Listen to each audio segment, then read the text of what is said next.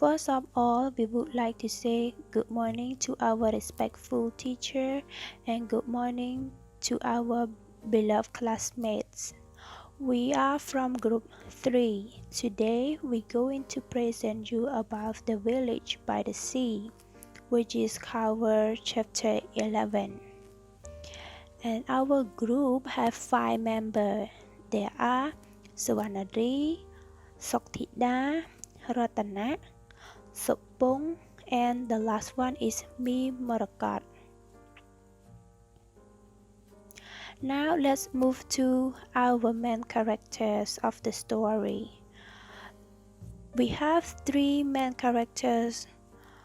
The first one is Jagu, which is going to perform by Suvanari. The second one is Hari, which is going to perform by Supung. And Mr. Pavala is going to play by Ratana. Beside our main character, we also have the additional characters. There are doctor, neighbors, and customers. To help you better understand about the presentation, we would like to tell you about the table contents. We have 4 main points of the contents. The first one is the summary of the chapter 11. The second one is the main messages of the chapter. The third is the connection between real life and the studied text. And the last one is about the vocabulary game that we are going to enjoy it after the presentation. Good morning, teacher, and good morning, all my fellow classmates. So, thank you, Morakat, for the introduction. So now let's move to the first part of the video today, which focuses on the summary. So, after spending some time in Bombay, Harry became homesick and eagerly wanted to go home despite the rainy season. He eventually came to see Mr. Ponvala when he cannot bear his longing for home anymore. After hearing about Harry's plan, he insisted him to not go during the season because there will be no ferry to travel in this time. Plus, he wanted him to stay here a bit longer so that he can teach him about the watchmaking. With this, Harry was really grateful and ended up expanding his time here. The fact that Mr. Ponvala was seriously ill has urged Harry to visit him at his place. One day, Harry overheard Mr. Ponvala's address while his customer was talking to Jagu. Harry then cried in excitement and went to ask the customer for Mr. Ponvala's address. After that, he saw him living in a tiny room with a balcony that was filled with plants in old tins and boxes. He sat on a broken chair and looked very white and frail, but alive and improving. During his time here, he was freely treated by the neighbors and the doctors who lived in the neighborhood. Being inside the house, Harry found himself sitting on a stool at his feet, drinking a very sweet tea from a tumbler brought up from the tea stall by an urchin. After spending some time together, Harry came to tell him about the factories that are going to happen in Toll, and Mr. Ponvala ultimately suggested that Harry should do something else if he was not meant to work in a factory. On top of that, he brilliantly said that if he wants to survive, he will have to be willing to change. After all this time, Mr. Ponvala was finally back to the shop and got to teach Harry about the watchmaking thing. And then he decided to tell Jagu that he wanted to leave the house in the mean of going back to his village on a coconut day. But at that moment, Jagu told him to stay until Diwali so that his brother would be able to come and help him. He wanted to refuse because he had not planned to stay so long, but he could not protest since Jagu had been so good to him. Also, he had given him food and shelter and saved his life and even tried to adopt him as one of his family, although it had not been so successful. Eventually, the coconut day arrived and the rain was properly over.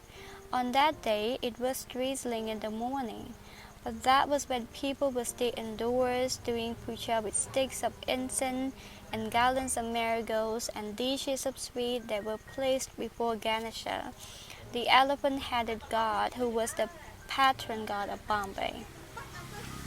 In the festival, Harry joined the game where he clutched to him and beamed triumphantly at Mr. Ponmula. In the end, he became a city boy whom Mr. Ponmula no longer needed to worry about anymore. So here comes to the end of the summary of chapter 11. So now I would like to pass this opportunity to Supong to present the main messages of chapter 11. Thank you. Greeting teacher and everyone. I am Sopong and I will cover part 2 about the main messages of the chapter. Before proceeding to the main messages of the chapter, I would like to explain the term of psychoanalytic criticism theory. So, it is a theory that argues literary texts express the secret unconscious desires and anxieties of the author, that a literary work is a manifestation of the author's own neurosis. After listening to the meaning of the theory, so now let's proceed to the analysis. First, we will look at Harry's desire in the chapter. So in this chapter, Harry's desire is that he wanted to go back home to Thule, since he have been working in Mumbai for a while and he really missed his family, especially he missed the view of the sea at his village. The next one is Harry's fear. The first fear that Harry concerned is that he concerned about not being eligible enough for the job in Thule. So as Harry knew that Thule will be developed in the future as there will be many industries as well as factories that will replace the farming land in Thule, Harry worried that he do not have any degree or educational background that reach the requirements of the factories. The next fear is that Harry worried about Jagu's feeling toward his leave. So as Harry planned to leave the restaurant in Mumbai and come back to Thule, he is really worried that Jagus will be disappointed and upset about his leave because Jagu has been really kind and helpful since the first day he worked in the restaurant. After looking at Harry, we will have a look at Mr. Penvilla. So Mr. Penvilla's desire is that he wanted to have Harry to become a city boy, and also he want Harry to handle with his own life. As for that, Mr. Penvilla have taught a lot of things to Harry, as well as encourage Harry to know the way how to live in the city.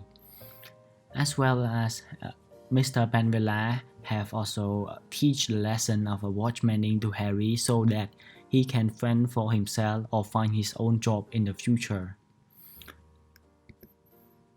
Looking at Mr. Penvilla fear, we can see that Mr. Penvilla are worried about Harry, about his skills in the watchmending, since he have not provide enough lessons of the watchmending yet. So if Harry leave Mumbai very early after the monsoon, he will not be able to fix the watch by his own. Now proceeding to Jagu, so we can see that Jagu needs Harry to work in his restaurant until the end of Diwali. The reason behind is that there will be no one to replace Harry when Harry leaves to his homeland. So Jagu wants Harry to leave at the end of Diwali so that his brother, Jagu's brother, will replace Harry in the restaurant. So there will be enough force in the restaurant to open and proceed the restaurant. After looking at the psychoanalytic criticism theories, now let's move to the main messages. Pertaining to the main messages, we have divided into three parts. The first one is good deeds pay off. The second one, be alerted. Last but not least, be wise. The first point, good deeds pay off. So what we want to refer in this part is that Mr. Penvilla, he have been acting really good to Harry. He have helped Harry since the first day that Harry came to Bombay. Even himself, he knew that Harry do not pay back or do not return any things to him, but he still wanted, his desire is still wanted to have Harry in terms of teaching him the watch lessons and also to provide the life lessons for Harry to continue his stay in Mumbai and find a job to do. Mr. Penvilla also encouraged a lot to Harry in terms of being able to live in a society that is new to Harry. So this means that even Harry do not provide any benefits or money back to Mr. Penvilla, but it can imply that Mr. Penvilla's heart is very it's like a gold heart to Harry. He really like him and he help Harry by his heart. He do not need any thing in return. And why good deeds pay off? So these good acts have paid Mr. Penvilla that even Harry knew Mr. Penvilla for just a short period of time, but when Harry lose contact with Mr. Penvilla for a while, he was really worried about Mr. Penvilla and he wanted to pay a visit him. And after he knew the address of Mr. Penvilla, Harry immediately came to pay a visit at Mr. Penvilla's house. Moreover, not only Harry, but also his neighbor and the doctor nearby. Those people came to help and look after Mr. Penvilla when he is sick, and they do not need anything in return. They just come for help for free, and they are willing to help Mr. Penvilla at any time and at any cost. The next point is that be alerted. So as we know that Harry is really worried about not getting a job in Seoul as it is the industrialization era, and Harry might not be eligible enough to work in the factory because he do not have any educational background since he except his school, his studying. However, we need to learn how to live when we have our life, meaning that Harry should know there are more opportunities, and opportunities is everywhere as long as we suffer or we committed for it. So Mr. Penvilla have told and have taught Harry that even Harry cannot work in the factory in Seoul or in the industry in Seoul, but there are many other jobs that Harry can work in. For example, as watchmender. So Mr. Penvilla stated that there are maybe thousands and thousands of workers in the factory, but there will be a need of a watchmender. So this could be a good chance for Harry to open a watch mending shop. The second job is cooking. So Mr. Penvilla stated that the factory worker will need food, so being a cooker will be also be a need in that village. And the last job is the road constructor. So road construction is everywhere, and also the builder of the road do not need any complicated or basic skills in order to build the road. So this is the end of my part. So now let me give the floor to Nari. Thank you. Greeting teacher and hello everyone. I'm Nari and I'm going to continue the last point on task 2, which is be wise. As a contrast to Harry's character, Mr. Penvilla, who was a nice man, looked at things in a positive way. Harry said that there was nothing he could do toward the changes that will happen to his village school. However, for Mr. Penvilla, he said that It will be a good opportunity for Harry as Harry could do many more things and put his knowledge on watch mending to work even when he couldn't work in the factory. After hearing what Mr. Pavela said, Harry started to change his perspective that he used to view the world, and he became a wiser person. As a quote from Wayne Dyer stated that, when you change the way you look at things, the things you look at change. Now let's move on to our third task, which is the connection between study text and real life. The first point is talking about the impacts of family financial stability. Family financial affects young children and teenagers the most as they are in their learning age and couldn't afford to find job. As our own main character Harry, due to his family had poor financial problem, Harry had to stop study and work a low-paid job in order to earn some money to support his family. Connecting to real life, a lot of